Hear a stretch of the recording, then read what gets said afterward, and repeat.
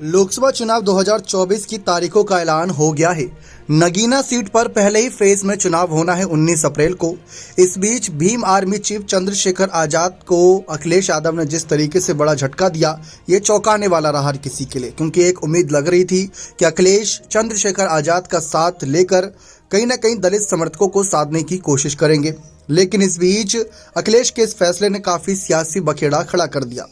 खबरें ये सामने आ रही हैं कि कांग्रेस महासचिव प्रियंका गांधी ने नगीना सीट से अखिलेश से कहीं ना कहीं ये मांग की थी कि वे चंद्रशेखर आजाद का समर्थन करें। जी हां, खबरें हैं कि प्रियंका गांधी से भी नगीना लोकसभा सीट पर को लेकर अखिलेश अड़ गए थे। आखिरकार चंद्रशेखर की बजाय मनोज कुमार को सपा से प्रत्याशी घोषित कर क्यों?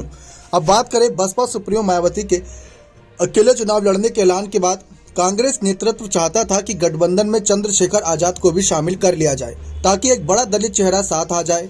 तो ऐसे में सूत्रों की माने तो कांग्रेस यूपी प्रभारी अविनाश पांडे ने सबसे पहले अखिलेश यादव से बात की थी और नगीना सीट पर चंद्रशेखर को चुनाव लड़ाने की वकालत की थी। उसके हिसाब से अखिलेश ने साफ साफ मना भी कर दिया। नगीना लोकसभा सीट से भीम आर्मी चीफ और आसपा अध्यक्ष चंद्रशेखर आजाद को चुनाव लड़ाने के लिए दूसरी बड़ी कोशिश प्रियंका गांधी ने की। सूत्रों की माने तो प्रियंका गांधी भी चाहती थी कि पश्चिमी यूपी में चंद्रशेखर बड़ा चेहरा है और गठबंधन को लाभ मिलेगा। प्रियंका गांधी ने जब चंद्रशेखर आजाद को चुनाव लड़ाने और एक सीट देने के लिए सपा सुप्रीमो अखिलेश यादव से बात की। हालांकि अखिलेश यादव ने साफ कहा कि चंद्रशेखर को नगीना से चुनाव नहीं लड़ाऊंगा। अब इस बात की पुष्टि हम नहीं करते, लेकिन मीडिया रिपोर्ट्स में छपा है।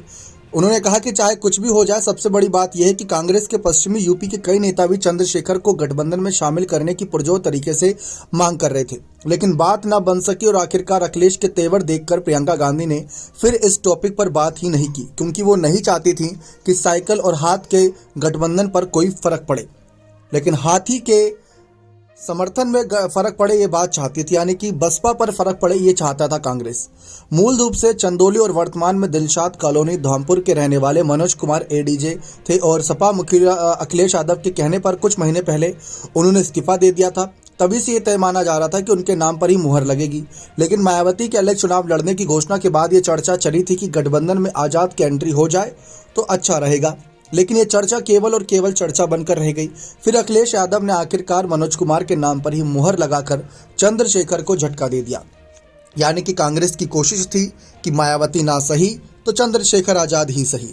अब देखते हैं कि अखिलेश का ये फैसला उनको भारी पड़ेगा इस सीट पर, या फिर अखिलेश इस सीट पर बाजी मार जाएंगे। बने रहे चैनल के साथ। बहुत बहुत धन्यवाद।